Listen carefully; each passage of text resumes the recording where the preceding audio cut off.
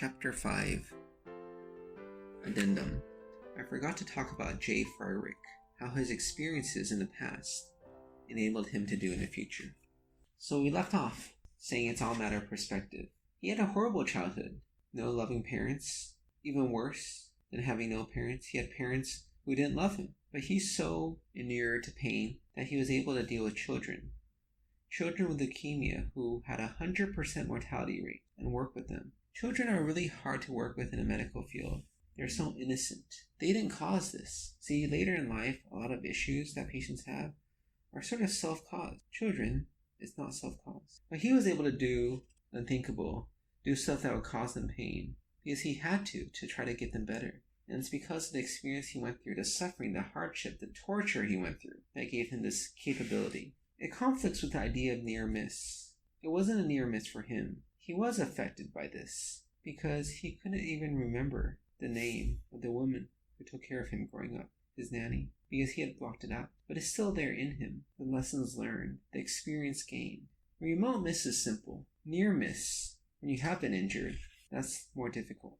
And there is a power in the near miss that comes later, much later. It wasn't just after his childhood. It was years after. Like Aaron Ralston, he bounced back later. Took him a year though. He was very depressed. And I think that's the thing about being maimed. It's like something physical and it correlates to something emotional, something spiritual. You're injured. It's going to take your body time to recover. It's going to take your emotion time to recover, your spiritualness time to recover.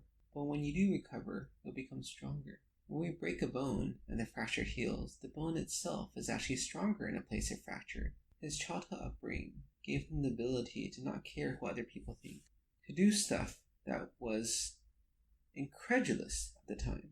Why would you take blood and give it to children? You're going to overload them. They're going to die. When people get too much volume, we say it goes into their lungs and they can't breathe.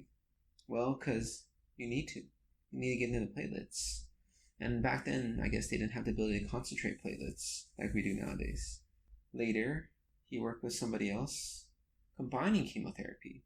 The thought of chemotherapy is toxic. And it is toxic. Why would you give more toxic drugs? You don't even want to give one. Why are you going to give two different toxic drugs? Isn't two worse than one for toxicity? Well, maybe it's a U-shaped curve. And actually, we realize now it's the standard treatment for a cancer that we combine many different drugs that have toxicities, so we can use them in lower doses so they're not as toxic, and they all have their own effects, and they're synergistic. It's obvious now, but it wasn't obvious then. Like HIV meds, they're all combinations of antivirals. But it's because he'd been maimed as a kid that he was able to do this. I wouldn't say maimed and healed. I don't think he really ever healed, but maimed, and he was different because of it. His personality was changed. One thing I think about when reading this about Freireich and all his people is they're awfully ornery. They wouldn't do in today's world. Today's world when people are supposed to be nice to each other, people are supposed to listen to everybody else, everybody's opinion is important. No, it's not. There's many people who have worthless advice. You wouldn't be hired by a hospital. House, more modern, wouldn't even be hired by a hospital nowadays. House MD. He's just too bad. This idea of making everybody sociable, I don't think that's a good thing. You're losing out on these unsociable people. There's a medical term or a psychological term called antisocial. And many people think it means people who are, jerks. No, it's not. They're often very charming. They're antisocial in the sense that they don't care about societal norms. They're willing to break it. I think the difference is people who are able to take this credit you built up in the bank, this social credit. Some people are willing to use it. Some people are not. They just want to keep on saving. And some people just simply don't care how much they have in this bank account. Like Freireich. He's going to do it regardless, even though his bank account is overdrawn. He's just going to keep on doing what he's doing. And he pushed through. And he was the reason, one large part, that children's cancer treatment is so good today. And I'm saddened to think about our world, our politically correct world, in which people like him aren't allowed to be themselves. He's faced a lot of difficulty in life. I think if you're working today, the difficulties would be insurmountable. Even he couldn't handle this. And that's a pity.